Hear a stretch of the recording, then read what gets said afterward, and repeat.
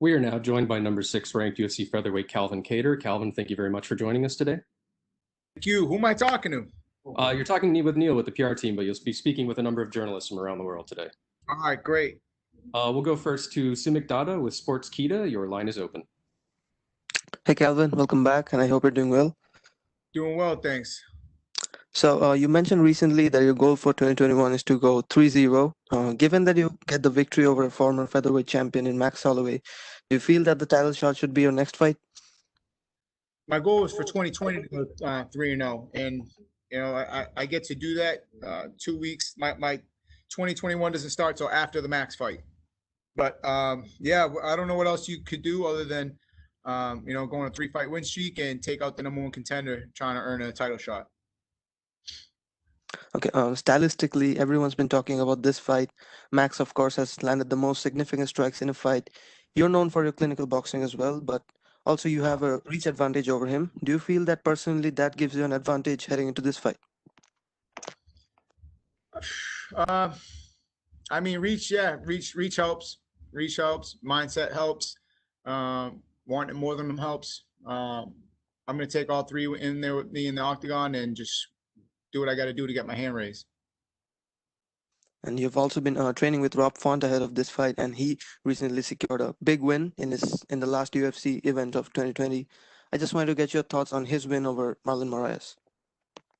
Yeah, he's a beast, man. So somehow he finds a way to improve after a year layoff with an injury. Comes out looking better than ever.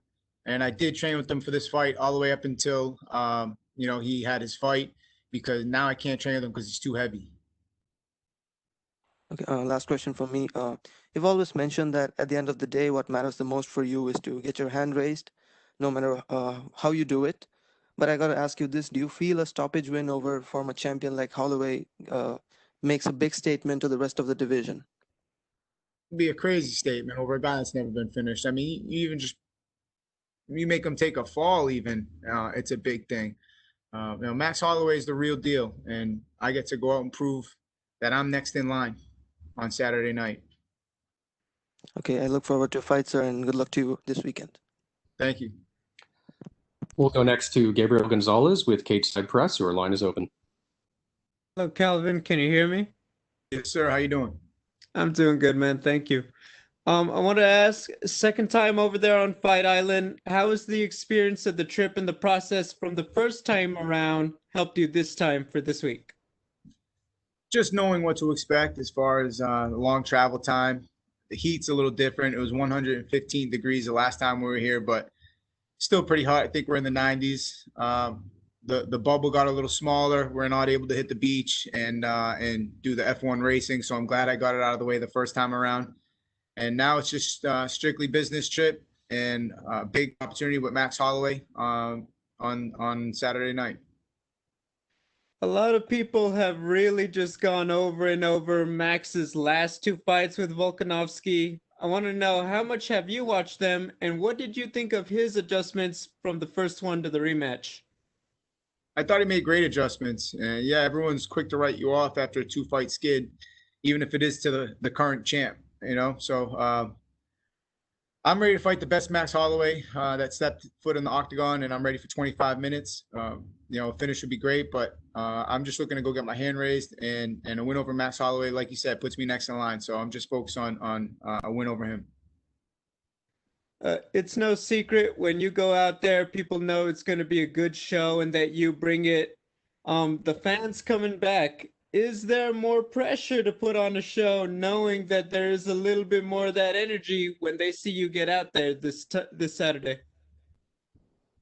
Maybe for some people, but for myself, I'm not really focused on that. The only pressure I put on myself, or that I feel, is the pressure that I put on myself, is the internal pressure. I don't focus on the external pressure. And, I'm just ready to take on Max Holloway. The crowd and ABC is all a plus, but I'm not focused on it.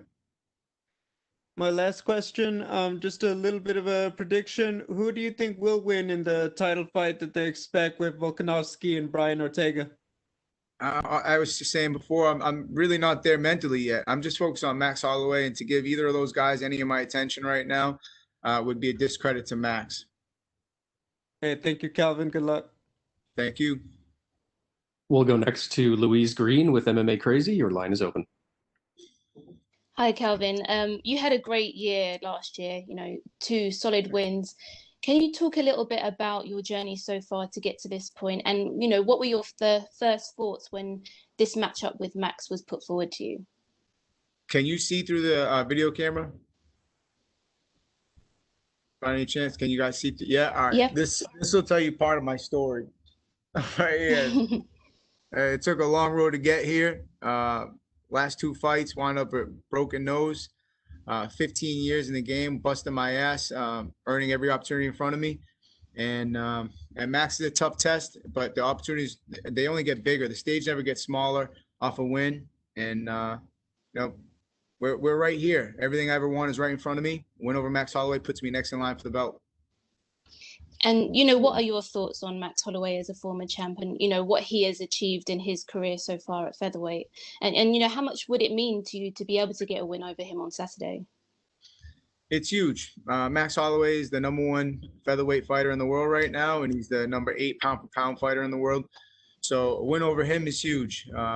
Even it's a great checkpoint to even be competing against a guy like him. I feel like we earned this opportunity, and a win over him, like I said, puts me next in line. So it's huge. And you mentioned a little bit there about his past performances against Volkanovski and how he adjusted there. But what do you think you can expect to see from him on Saturday night? I could expect to see the best Max Holloway.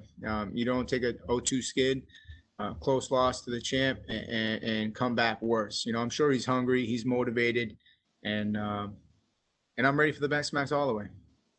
All right. Well, good luck. Thank you so much. Thanks. Go next to Alistair Bishop with MMA Republic. Your line is open. How are you, sir? I'm great, thank you. Great. Slight change of weather there, Calvin, from Massachusetts to Abu Dhabi. Yeah, I'm hoping to miss a couple snowstorms. It's always a plus when you can not have to shovel. Fantastic. The first question I wanted to ask you, you've been in the UFC a relatively short time and got into a main event quite quickly. What do you credit that success to, or that push from the promotion itself? Yeah, I think it's just sink or swim here in the UFC, and I'm not about to, put 15 years in my career just to see it end so quick. That's what happens. You put in the work, you earn these opportunities, you're ready when they come, and I feel like I'm just fighting like a guy with purpose, and I see everything that I've wanted right in front of me, and it's just forced me to triple down on the work, which is what got me here, and I'm excited to just go compete against the best. Fantastic. Obviously, your second main event in Abu Dhabi, bigger opponent, bigger platform, fans coming back. What would you say is different for yourself personally about this main event in terms of style and yourself personally as a mixed martial artist? I feel like I'm constantly improving every time I step in there. Since 2017, I feel like I've gotten better than I feel like I've improved more since 2017 than I have in my whole career, and that's just credit to my team. I got the best team in the world with me. New England Cartel, Tyson Chartier, Rob Font. I'm out here with Jake Manini and my brother Jameson. We're out here chasing down goals and relentlessly, and I'm within arm's reach of that belt, and Max Holloway's in my way. Would you say that the style that Max Holloway presents for yourself, you and Max Holloway, the styles involved, would you say that this is the kind of style that would make for a fight of the night sort of style? I prefer performance of the night. So, fight of the night, you both take a beating, but it is what it is, man. You got to do what you got to do to get the hand raised, and that's all I'm focused on. Last one for me, Calvin. You've spoken about getting through Max Holloway, gets you straight into the belt contention. You mentioned a bit earlier on, I think in the week before, that a good KO over Max Holloway puts you perfectly in line for the title. Do you think a KO is necessary or an emphatic win is necessary to put your hand up in a pretty stacked division? Not over Max. Maybe against weaker competition, you might have to look impressive, but a win over Max is impressive in itself. Perfect. Thank you, sir. Good luck. Thank you. We'll go next to Damon Martin with MMAfighting.com. Your line is open. A lot has been said about, Max's place in the history of the featherweight division, and obviously no disrespect whatsoever to the current Alexander Volkanovski. Is there something to be said that maybe you're facing, an even tougher challenge here, an even bigger fight with a guy like a Max Holloway? Meaning, is he coming more prepared this time? Meaning in terms of like the magnitude of this fight. I mean, he may not have the belt, but a lot of people believe he's the greatest fighter of all time. Exactly, yeah. And for me, like I said, I always have that uncrowned champ mentality, and the win over Max Holloway gives me that. It's that people still think he's a champ, like you said. So I then would legitimately become the uncrowned champ, and then from there, it only makes sense to take on the winner of that fight coming up in February, March next. Generally speaking, one of the things that Max does so well is he really uses his cardio and conditioning. And it seems like we've seen it in a lot of his fights. He actually ups the output in rounds 3, 4, and 5, which is typically what you're not supposed to do. Now, you're one of the few guys who actually seems to match that. You seem to, up your intensity and up your output as the fight goes on. Do you feel like that's actually something that actually makes this a better fight for you in a 5-round fight? Because, again, Max has used that as a weapon so many times, but you're actually one of the guys who seems to do that as well. Yeah, I think it all depends also, how efficient you're fighting. You can have the most in shape guys, look like it all depends, man. Sometimes the pressure gets to them and they get that energy dump, or they fight inefficiently and they look exhausted by the third round. Styles make fights. Like I said, we're prepared for the pressure and volume Max Holloway brings, and we expect to fight the best Max Holloway there is. And last one for me, Calvin, when you fought Zabit Magomedsharipov kind of in a short notice main event, we saw how that third round went for you and how a lot of people believe if you had actually had more time, that would have been a big win for you. But that being said, when you think about that fight, over a year ago and then where you've come from then, can you kind of give me an idea like how much better you feel, how much more confident you feel going into a main event like this versus just that fight, a couple fights ago? Yeah, just that I've been here before now. This is my third main event. Even that fight, I think it was just minimal tactical errors. I don't, you don't think he really outclassed me. I think it was a close fight, and Max is coming off a close L right now. I'm sure he's hungry, motivated, but so isn't the guy that doesn't have all the accolades looking for that title. So it's going to make for a great main event, and the fans should be, excited about tuning in for this one, especially since it's for free and all next year the pay-per-view is going up. Thanks, Calvin. Yes, sir. Thank you. We'll go next to Omar Mert with S Sport. Your line is open. How are you? Great. Thanks. How you doing? Thanks, man. MMA Junkie choose your coach as the coach of the year, Tyson Chartier. What would you like to say about your coach? Shout out MMA Junkie, knowing what's up. It's great. Tyson's got the same mentality as me and Rob. We're out here with something to prove, chip on our shoulder, and people think that this award probably happened for him overnight, but he's been in the game just as long, put in the work, put in the hours, and it's a credit to him and the work he's done to get this checkpoint for him, and it's well deserved. Some of the MMA fans think you can beat Zabit in a 5-round match. What do you think about this idea, this comment? Which ones don't?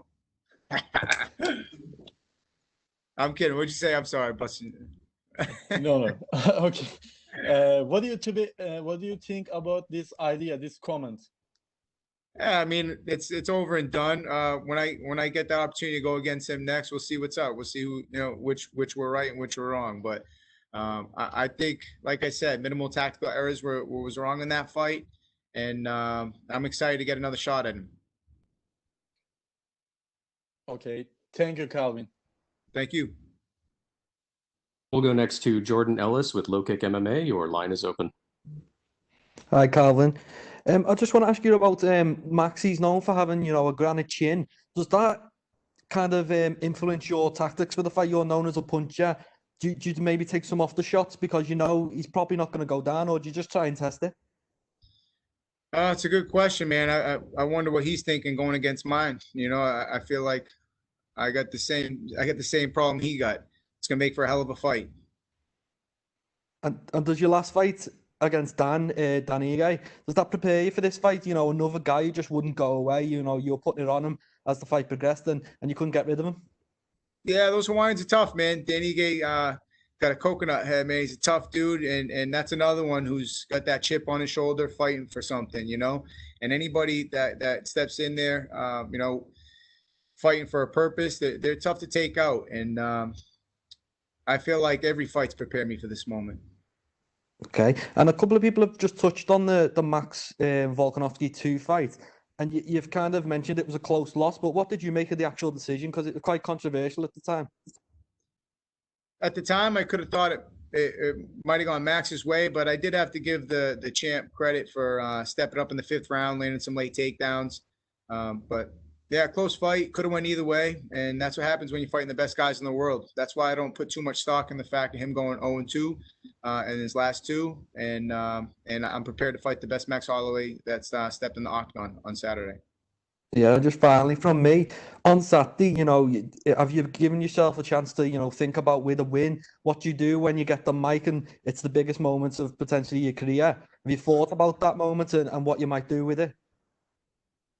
Hopefully I don't do something stupid, but I visualize getting my hand raised and the mic, but I don't know what I'm gonna say when I do it. I just visualize getting my hand raised, and you got to earn that opportunity to speak in the mic, and I always keep that in mind every time I step in there. So I don't get ahead of myself. Got to get the hand raised first. Okay, well, good luck. Can't wait to watch. Thank you. We'll go next to Cote Cruz with Fordwin MMA. Your line is open. Hey, Calvin, do you hear me? Yes, how you doing? I'm doing fantastic. Thank you for your time. Thank you. You've coming from a very successful 2020 for you and your team. 2 wins, 1 tremendous stoppage in your fight against Jeremy Stevens. Your teammate Rob Font had an amazing performance as well against Moraes. What do you attribute the current success of the New England cartel to? Hard work, day in, day out. Just keep our head down, go to work every day. These opportunities don't just appear, you know. You gotta go out and get them. And yeah, I thought he looked great. I thought to have that year layoff, somehow this kid finds a way to improve. And I know he's the best bantamweight in the world. You guys just, you know, you guys are finding out now, and he just needs the opportunity to go out and prove that. And I think he did in his last time he stepped in there. You've said coming into this fight that you're in the right place, right where you want to be. Right now, you're coming back to Fight Island, a place that seems to have some very special properties in terms of getting a guy over, right? A big win here can take a fighter to new heights. Now that you're the main event and the return of the organization to Abu Dhabi, what kind of feelings does this bring up to you during fight week? Just really, I try not to really think about all that. I just think I simplify it. I just focus on Max Holloway, tough fighter, and I got to go out and be the best Calvin Kattar there is to get the job done. That's it, plain and simple. I just got to go out and be the better fighter. Well, you said that Max Holloway was looking past you during the build-up to this fight. Is this something that you still feel? I said he talks a lot about the champ, and to overlook me would be a mistake. Everyone's asking him in the interviews probably a lot about the former champ, you know, and he's responding. And my answer to that is just, you know, all this talk about the former champ, you know, to overlook me would be a mistake, and that's what it is. Absolutely. Well, a very fun side of Fight Island is the hospitality. You posted a series of stories with the welcome kit you got at the hotel. Can you comment on all these little details that the organization in Abu Dhabi prepare for you guys? Does it make it special for you and the team? Grab me that box. You guys got to see this. This is where you at, Calvin? What are you gonna show me? I just came from the other thing, man. This is popcorn, right? And that's a donut in there. There's a donut and M&Ms in this popcorn. I don't know if you can see it, but it's ridiculous. And this is just one of the many things that the W in Abu Dhabi has to offer. How much of a temptation is that right now, man? Yeah, it's a lot of temptation. And Man, I can't wait post fight to dig in. But that little chocolate figurine they made, it was over the top. It was great. I wish there was some left, but I was rooming with Rob, and I don't think that there's any of it left anymore. He ate the whole cage. He ate Max. Max didn't have a hand left. Calvin Yeah, Kattar throwing people under the bus. yeah. Hey, it is what it is, man. He threw me under the bus all yesterday. You should hear the shit he's saying out here, man. He's feeling froggy, and I'm sick of it. I'm sick of it. Fair enough. Well, last question from me. You come to this fight as a slight underdog. Do you feel the odds makers are missing on something? What do you feel most people don't perceive in you as a fighter right now? I don't care about the line, but being the underdog, I'm used to that role, and I almost prefer it. You know, like you said, you guys talk about pressure. Who's got more pressure? Me coming fight number one guy in the world, or the number one guy fighting me? You know, it's he's got a lot to handle. He's coming off 2 losses to the champ, and he doesn't have an easy task with me coming in Saturday night. Well, thank you so much, Calvin, for your time. Best of luck in your fight. Thank you. All right, thank you very much, Calvin. You're all set. All right, appreciate you guys.